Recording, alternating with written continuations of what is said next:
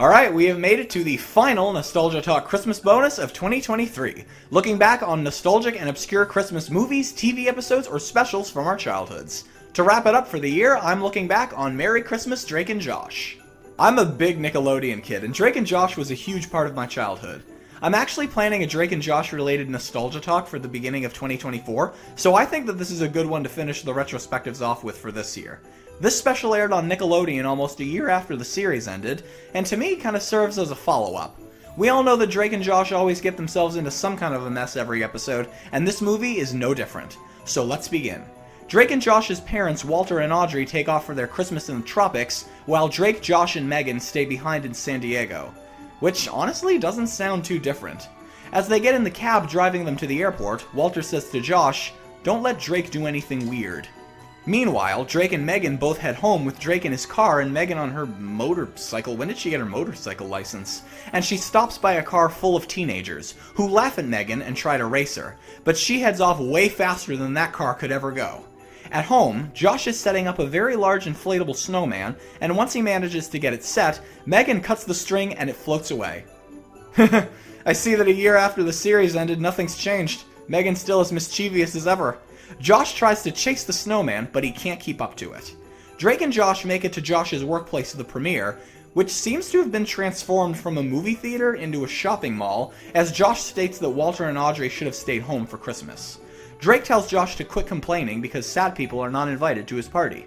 Josh was not aware that Drake was having a party, and Drake tells him that it's on the roof of the premiere. Josh worries that he could get fired if Drake has a party on the roof of where he works, but Drake tells Josh that he already covered it with the manager, Helen, who loves Drake, but hates Josh. Helen allows Drake to have the party as long as she is invited and there are churros. Well, that's all Josh needs to know, and Drake lets him come to the party, with the theme of bad holiday sweaters. Drake points out that Josh already seems dressed appropriately for the party. Once Drake and Josh make it to the movie theater, they meet up with Crazy Steve, who clearly hasn't changed as well, as he yells at a customer who complains about her drink while he's answering a child's question about when Santa Claus is going to show up. He answers very nicely to the kid, but when the lady gets Steve's attention, he yells, "I'm talking to children!"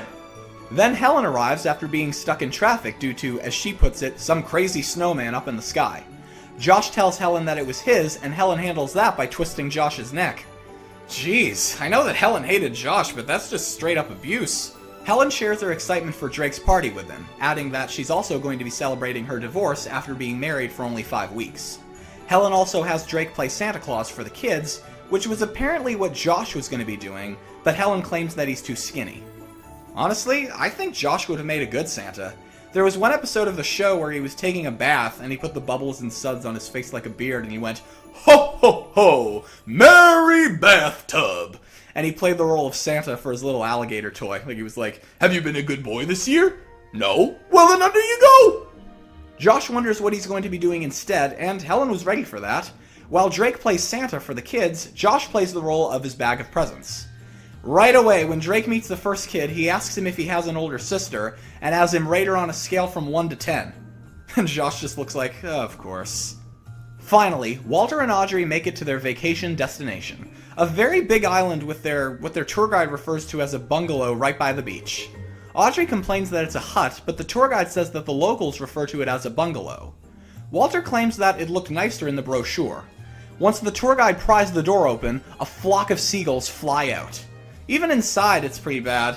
It's incredibly tiny and only has 2 hammocks for beds. Although, the displays on the wall are quite nice.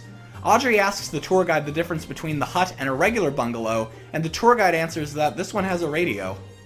At the mall, Drake gets girls in the line to kiss him while he's playing the part of Santa, much to Josh's disgust. The next girl after says to Santa, "I want some of what that last girl's getting," much to Drake's chagrin. Disgusted, he escapes and she tries to chase after him. When he finally loses her, he gets found by a little girl who recognizes him as Santa.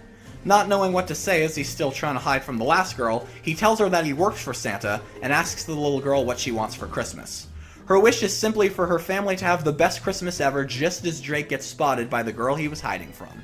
Drake tries to get away, but not before very quickly promising to grant the little girl's wish. Drake manages to escape the mall using an old lady's scooter, and the girl from the line chases him around the Christmas tree as he tells her, "Santa's not looking for a relationship right now!" At Drake's party that night, after his band entertains everyone with a rock version of Jingle Bells, Josh's girlfriend Mindy, remember Mindy? Josh's girlfriend Mindy heads off with her parents to visit her grandmother for Christmas. Seeing as Josh's parents are also away for the holidays, Josh asks Mindy if it is possible for Mindy's parents to go without her, but she tells him that she'll be back on New Year's. He asks if she can come back sooner, and she says, "I'll try," as they part ways. Drake can see that Josh feels sad about Mindy taking off, and Drake says, "Look at the bright side. Maybe she'll never come back." See, Mindy and Drake have kind of a complicated relationship, but anyway, Crazy Steve invites Drake and Josh to come to his house to hang out with him and Sally. When Drake and Josh ask who Sally is, Crazy Steve shows them some photos, but it turns out that Sally is what he named his wood chipper. Drake points out that they're looking at a machine, and Crazy Steve corrects him. "She's a wood chipper! And her name is Sally!" Josh says to Crazy Steve, "I hope you and Sally are very happy together." And Crazy Steve thanks Josh by slapping him in the face for some reason. Craig and Eric come by to praise Drake's performance and suggest that he sing it in the Christmas Eve parade, and Josh agrees. But Drake doesn't like the idea, thinking that parades are for dorks and losers. Craig and Eric tell Drake that they love parades, and Drake stands by his thoughts, adding that he will be going to Vegas on Christmas Eve for a concert. Josh insists that Drake stay, so Drake invites him to tag along, but Josh declines. As they keep talking, they notice a group of teenagers who they claim to have never seen before, who wreak havoc on the party. Josh handles it by calling the police. When they arrive, Josh directs them to the ones responsible, but they just arrest Josh right away, refusing to listen when Josh insists that he didn't do anything. Even Craig vouches for Josh, but the cops just attack him as Josh falls off the roof and into the back of a truck belonging to some of the teenagers, who drive off trying to avoid being grounded. The cops spot Josh in the back of the truck and assume that he's trying to get away as they chase the truck. Once the truck goes over a speed bump, Josh falls out and gets surrounded by the cops. No matter how hard Josh insists that he didn't do anything, the cops take him into the back of the police car. I feel really bad for Josh here. I'm thinking about the episode of Drake and Josh where the boys were selling gorillas that they later learned were stolen, and they get arrested until the real culprits were found. And even in that episode, Josh insists that he and Drake had no involvement in it. And now Josh is in this situation again. And he even pointed out who was responsible, and they just took Josh away. The cops didn't even try. Once he gets to prison, Josh meets his cellmate, a very tough-looking man who, without even getting to know Josh, tells him that he's going to beat him up, but Josh wins him over with the old quarter-in-the-ear trick, which his cellmate likes because his uncle did it for him when he was little. Josh asks, "You were little?" Josh's cellmate introduces himself as Bludge and says to him, "Let's get to it." Josh thinks that Bludge is talking about sleeping, but Bludge actually is talking about beating up Josh in order to uphold his image. I'm confused. Image is in what the cops think or what the other prisoners think? Because Bludge doesn't seem like a bad guy. Maybe he was falsely arrested too. Josh tries to avoid getting beaten up, but Bludge tells him that it won't be as bad as he thinks. As we pan on what appears to be all of the other prisoners watching Josh get beat up by Bludge, it turns out that Josh and Bludge were only making sound effects to make it seem as if it was really happening. Josh manages to get a hold of Drake, and he asks him if he was able to get a lawyer. Drake's response is, "Sort of." Josh asks, "What does sort of mean?" And Drake explains that he got in contact with a lawyer, got some money out of Josh's savings account, but when he went to meet with him, he was asked to pay him in advance, only to learn that he actually was a thief who took the money and drove away. I guess Drake didn't notice the license plate. Drake promises to get Josh another lawyer, but understandably, Josh doesn't believe him as Helen approaches Drake with the little girl that he met earlier while trying to hide from the girl who tried to kiss him in the Santa Claus line. The little girl introduces herself to Drake as Mary Alice and gives him her address.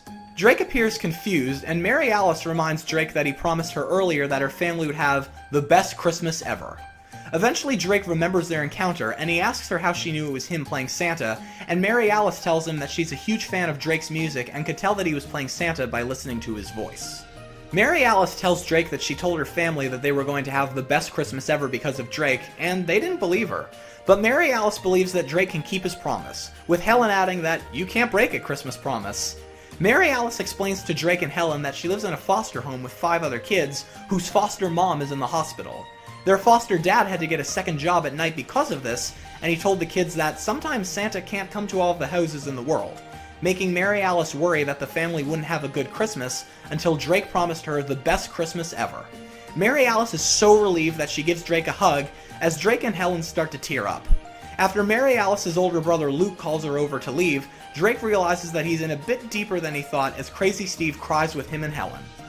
Over at the prison, Josh and Bludge awake to the sound of tapping on the wall as one of the bricks is somehow pried off. It turns out that it was Drake trying to break Josh out. Josh is surprised to see Drake, and he explains that he needs Josh's help to give Mary Alice and her family the best Christmas ever. Josh worries that Drake will only get him in more trouble, but Drake tells Josh the recurring line throughout this whole thing, which is, "You can't break a Christmas promise." Even Bludge agrees with that. Josh insists that Drake leave, and Drake says, "Okay, but can I talk to your friend again first?" Drake explains his dilemma to Bludge, adding that Josh is being a little difficult, and he asks him to help him out. So Bludge helps Drake by knocking Josh unconscious and pushes him through the hole in the wall, breaking more bricks in the process. But just as Drake starts to pick Josh up off of the ground, he gets noticed by the guards as more cops surround him. Drake lies and says that he was trying to capture Josh, but the cops don't believe him and Drake gets arrested. Drake and Josh are both sent to court for resisting arrest, damaging property, creating a hole, which I didn't know was a crime, and attempting to escape from the federal penitentiary. According to the judge, all of these combined could add up to years of prison time for Drake and Josh. Also, if that judge looks familiar, you might know him best as Henry Winkler, aka the Fonz. Looks like Drake and Josh did not jump the shark. Ayy! The judge asks Drake and Josh if they have representation just as Helen arrives late. Josh doesn't think that Helen would be good enough to represent them as she isn't a lawyer, but Drake asks him, "Have you ever seen her lose an argument?" The judge asks Helen if she's a licensed lawyer, and she asks the judge, "Is that some of your business?" The judge states that it is, but Helen interrupts him to make her opening statement against Drake and Josh going to prison. The judge asks Helen, "Are you aware of the charges against these boys?" Helen answers his question with another question. "Are you aware of this?" She hands him a file folder with Mary Alice's picture in it and explains that Drake promised Mary Alice and her foster family the best Christmas ever and won't be able to do that with his, as Helen puts it, less appealing brother. Wow, she's trying to help him and now she just insults him. Helen points out that if the judge sends the boys to prison, it would be his fault that Drake and Josh would be breaking Drake's Christmas promise. Even the bailiff insists that you can't break a Christmas promise, and Crazy Steve gets everyone in the courtroom to agree. The judge gets Crazy Steve's attention and asks him to use his inside voice. Crazy Steve's answer to that is, "The cow goes moo!" And every time the judge asks Crazy Steve to keep his voice down, he just yells random shit. Once the judge gets Crazy Steve and everyone else to quiet down, he decides not to have Drake and Josh sent to jail as they've had no previous issues with the law, but threatens to reverse his decision if Drake does not fulfill his promise. Everyone congratulates Drake and Josh on their victory as they get called on by a very tough-looking parole officer named Perry Gilbert, who goes over the judge's orders of Drake keeping his Christmas promise to Mary Alice that her foster family have the best Christmas ever. Perry says to the boys, "I don't know what that means, and I don't really care," and adds that he will ask Mary Alice and her foster family himself on Christmas Day to vote if they did indeed have the best Christmas ever or not. If the vote is not unanimously yes, the boys will go back to prison, and Perry tells them that they cannot tell the family about the vote in order not to influence their decision. Before they're free to go and fulfill their promise, Perry straps ankle bracelets to the boys so that he can monitor their location from now until Christmas Day. Josh has a few questions about the ankle bracelets, but Perry yells at them to leave before he can even finish the first question. After Perry has two officers very aggressively escort Drake and Josh out of the courthouse, the boys head to Mary Alice's house to start their best Christmas ever. Josh gives Drake some ideas as to what they can do for the family, but Drake just thinks that they want a ton of presents.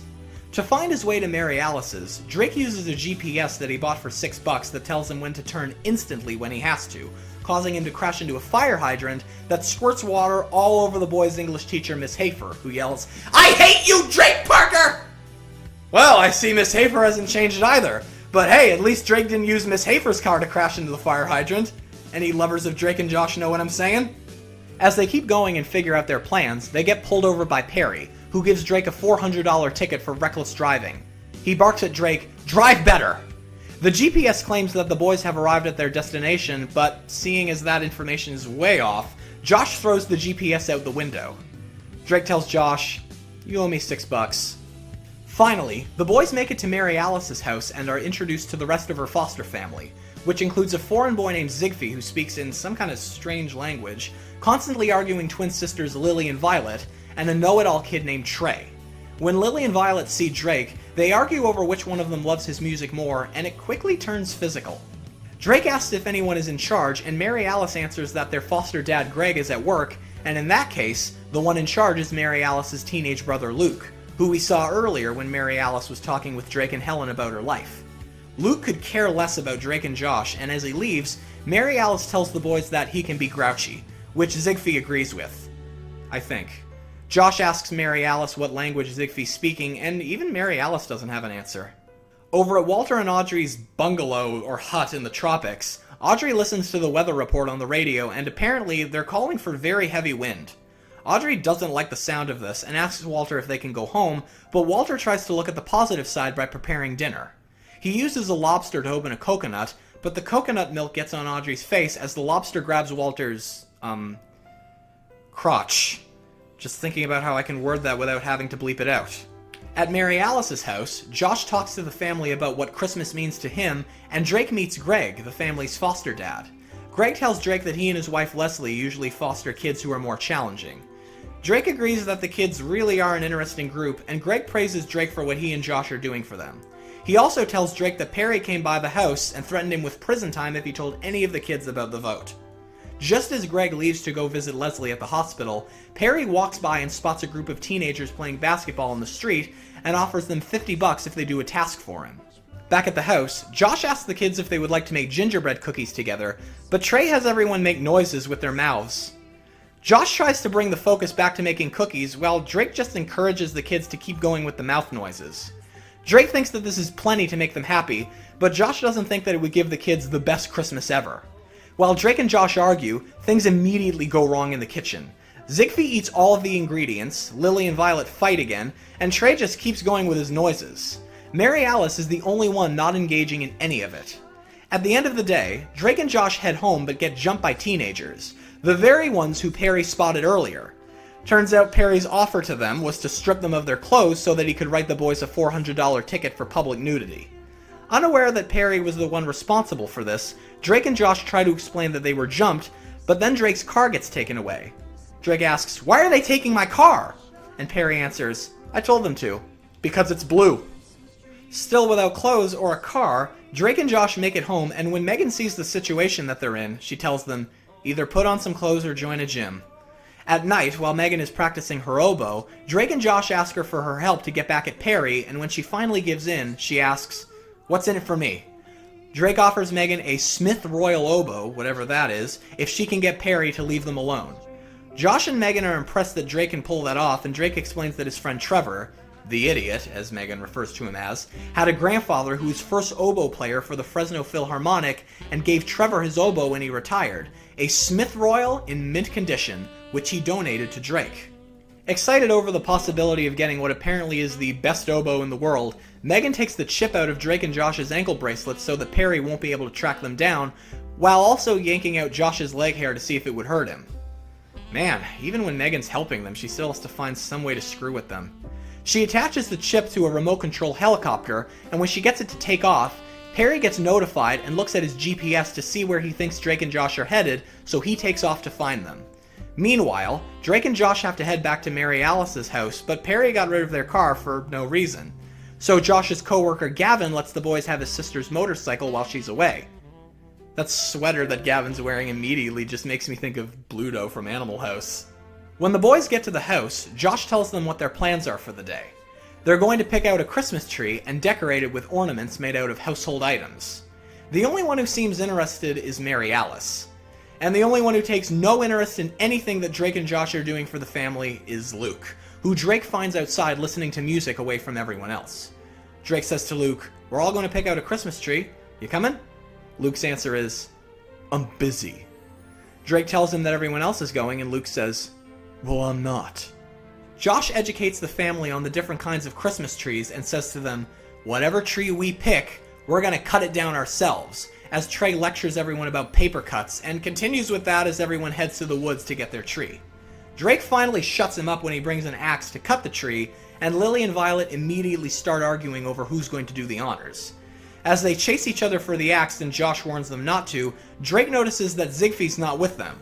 Josh has Drake stop Lily and Violet from arguing while he looks for Zigbee. Immediately, they all find him at the top of a tree as he calls down to them in his language. Josh calls to Zigbee to come down until he realizes that he won't be able to understand him, so Josh decides to try and get him himself. As Josh very nervously makes his way up the tree, he says to himself, "Give me strength, Oprah, give me strength!" So, is Oprah like God to you?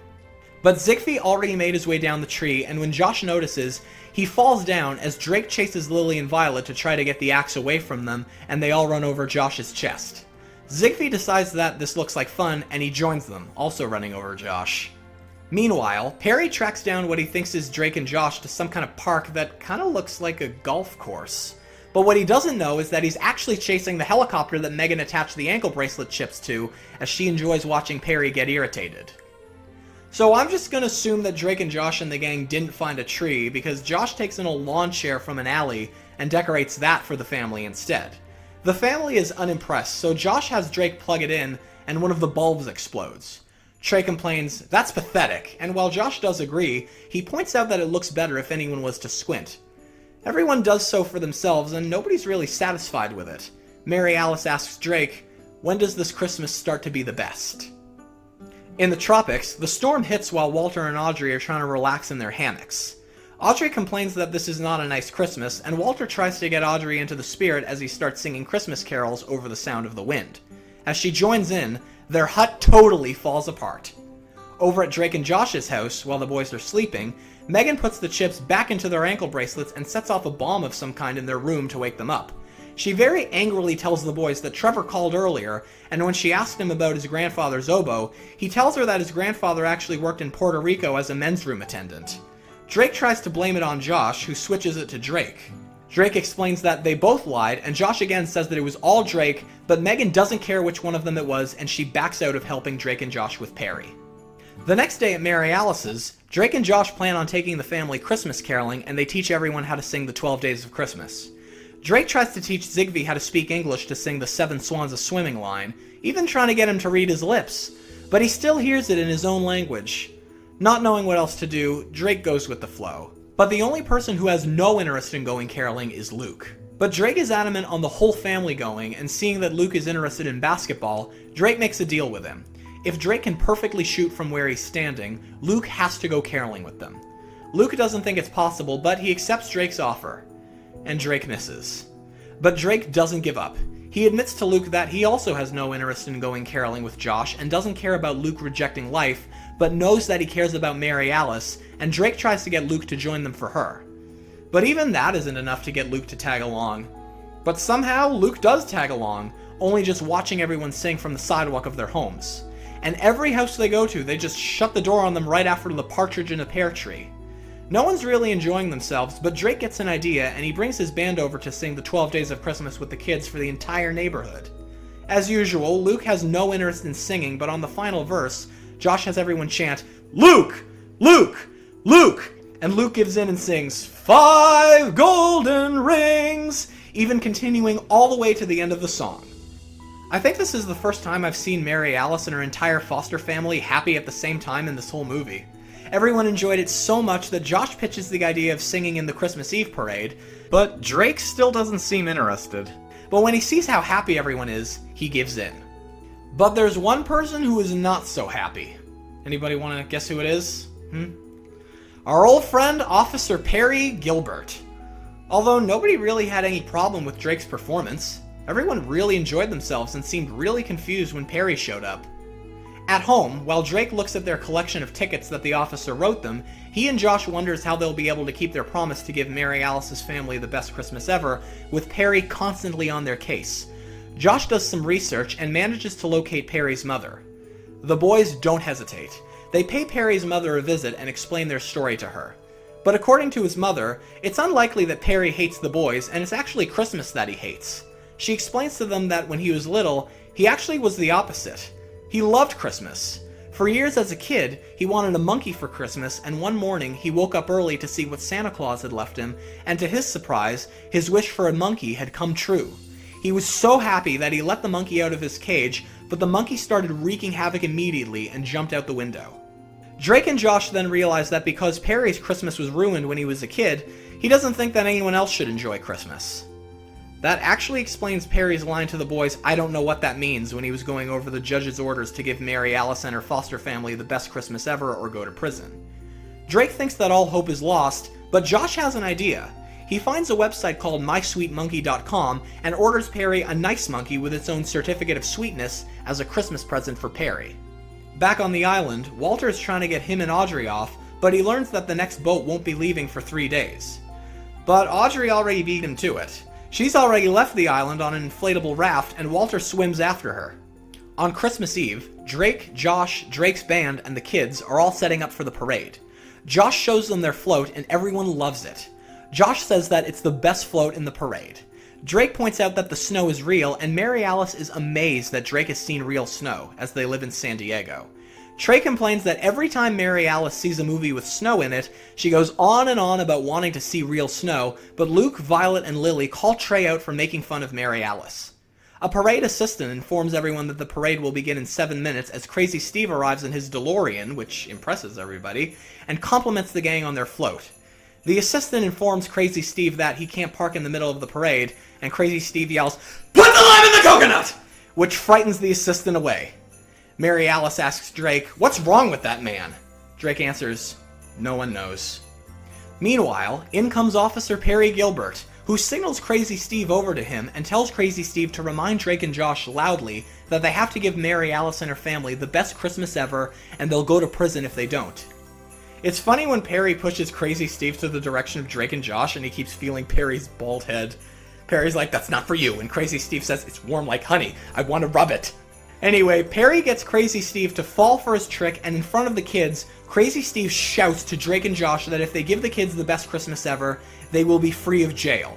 Josh tries to get Crazy Steve to stop talking, and Crazy Steve realizes that the kids don't know about the deal, so he explains to the kids that the judge ordered Drake and Josh to keep their promise of giving them the best Christmas ever, threatening them with prison time if the promise is not kept. Perry just seems so delighted as Crazy Steve heads off. Drake and Josh explain their side of the story to the kids, with Josh describing it as community service. But that doesn't get them anywhere. Luke takes the kids home as Mary Alice starts to cry. Wow. Here Drake and Josh were trying to do something really nice for Perry, of course he didn't know about it yet, and he tries to trick their friend into the very thing that he told Drake and Josh and even Greg not to do. And remember, Perry even threatened Greg with time behind bars if he told the kids about it. You gonna send Crazy Steve to prison? When Drake and Josh get home, they realize that they're going to jail, and that even if they try to make it up to the kids, they're not going to vote yes to Perry. But Drake is still adamant about keeping his promise, much to Josh's surprise. As Josh flips through channels on TV, he finds a weather report on a snowfall in Colorado that closed schools, but the kids decided to make the best of it and had fun sledding. This gives Josh an idea on how to keep their promise, but Drake questions how they can make it snow. Luckily, Crazy Steve has the answer to that. Sally! For those who don't remember from earlier, Sally is what Crazy Steve called his wood chipper. Crazy Steve introduces the boys to Sally, and Josh asks, "How does it work?" Crazy Steve says to him, "She!" Then he answers that if you put logs in one side, sawdust comes out of the other side. Drake and Josh aren't sure if it'll work, but Drake has the idea of putting ice in it, her, to make snow. The boys ask Crazy Steve if they can borrow it, and he allows them to. Meanwhile, at the courthouse, Perry is notified that he has a delivery waiting for him in his office, and he is very surprised to find a monkey at his desk, without a cage. Perry's a little nervous at first, but the monkey greets him with a great big smile and hands him an envelope. Perry opens it and reads a very nice message from Josh explaining that he and Drake heard the story of the crazy Christmas monkey, but this monkey is only 7 months old and has her own certificate of sweetness. The message ends with, "Merry Christmas from Josh and Drake." Although Drake wanted to have it written the other way around. Even in the off-screen narration, Josh very begrudgingly says, "Merry Christmas from Drake and Josh." Perry has a look at the certificate of sweetness and starts to feel more comfortable around the monkey, who is apparently named Cookie, and she gives him a hug. At first, Perry seems a bit nervous that Cookie's going to attack him, but as he starts to tear up, he realizes that it is genuine love. Cookie even wipes Perry's tears and tastes them.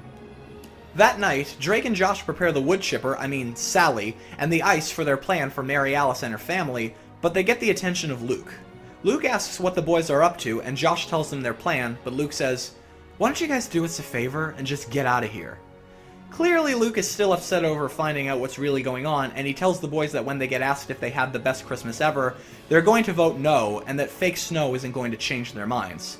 Drake doesn't care and just wants to keep his promise.